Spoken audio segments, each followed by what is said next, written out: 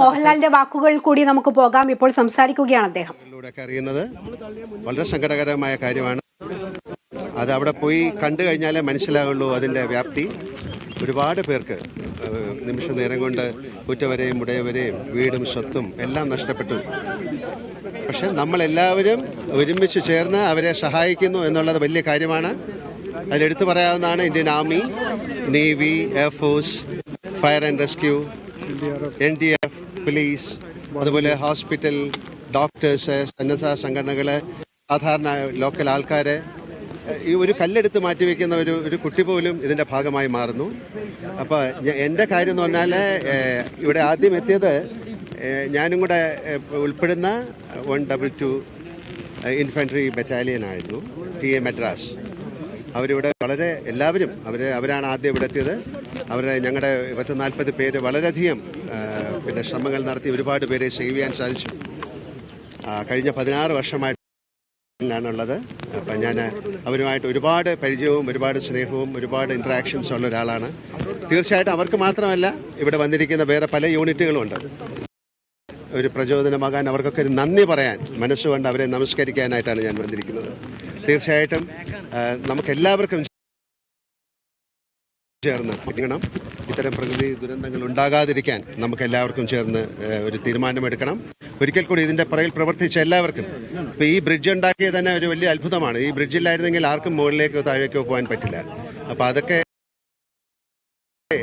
ഈശ്വര സഹായം കൂടെ ഇതിൻ്റെ പുറകിലുണ്ടെന്ന് വിചാരിക്കാം.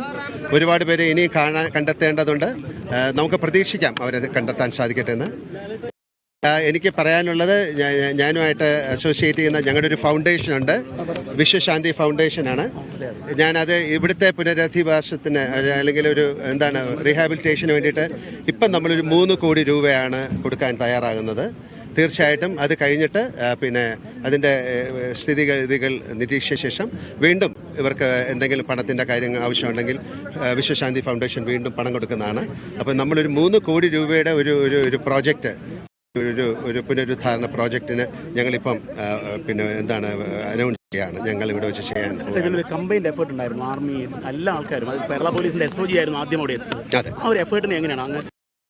ഞാൻ അതാണ് നമ്മുടെ ആർമിയിൽ എല്ലാവരെയും ഇതിൽ നമുക്ക് അത് ഒരാളെ എങ്ങനെ നന്ദി പറയേണ്ടതെന്നറിയില്ല. അവർ പണയം വെച്ച് മറ്റൊരു ജീവനെ രക്ഷിക്കുക എന്ന് പറയുന്നത് അതാണ്. ഇതിൻ്റെ എല്ലാ കാര്യങ്ങളും മറന്നുകൊണ്ട് ഒരു സഹായിക്കുക എന്ന് പറയുന്നത് ഒരു വലിയ കാര്യമാണ്. അതെ, അങ്ങനല്ല, ഇത് ഏത് സ്ഥലമായാലും ഇമോഷൻ ഒരുപോലെയല്ലേ. തീർച്ചയായും. പക്ഷേ നമ്മൾ മുകളിൽ പോയി കാണുമ്പോഴാണ് ഇതിൻ്റെ വ്യാപ്തി മനസ്സിലാക്കുന്നത്. ഇപ്പോഴും വളരെയധികം ചെളികൾ കൂടിയിട്ടുണ്ട്. അതിൻ്റെ അകത്ത് ആൾക്കാരുണ്ടോയെന്നൊന്നും അറിയില്ല. ബട്ട് നമ്മുടെ എല്ലാവരും, അവിടുത്തെ വോളണ്ടിയേഴ്സ് ആയാലും ഭക്ഷണം കൊടുക്കുന്ന ആൾക്കാരായാലും ഇതിൻ്റെ പുറകിൽ പ്രവർത്തിച്ച എല്ലാവർക്കും ഹൃദയത്തിൻ്റെ ഭാഷയിൽ ഞാൻ നന്ദി പറയാണ്. അതൊക്കെ തീർച്ചയായിട്ടും അത് എങ്ങനെയാണ് വരേണ്ടത്, അതാണ് ഞാൻ പറയുന്നത്. ഇന്ത്യ കണ്ട ഏറ്റവും ഒരു ദുരന്തങ്ങളിലൊന്നാണ്. തീർച്ചയായിട്ടും അത് മിസ്റ്റർ മേജർ രവി വിശ്വശാന്തി ഫൗണ്ടേഷൻ്റെ ഒരു ഡയറക്ടറാണ്. അദ്ദേഹത്തിന് എന്താ പറയാനുള്ളതെന്ന് വെച്ച് കേൾക്കാം. അത് മാത്രമല്ല, അദ്ദേഹം ഇതുപോലുള്ള ഒരുപാട് കാര്യങ്ങൾ പ്രവർത്തിച്ച ആളാണ്. ആർമിയിൽ ഒരുപാട് വർഷം ഉണ്ടായിരുന്ന ആളാണ്.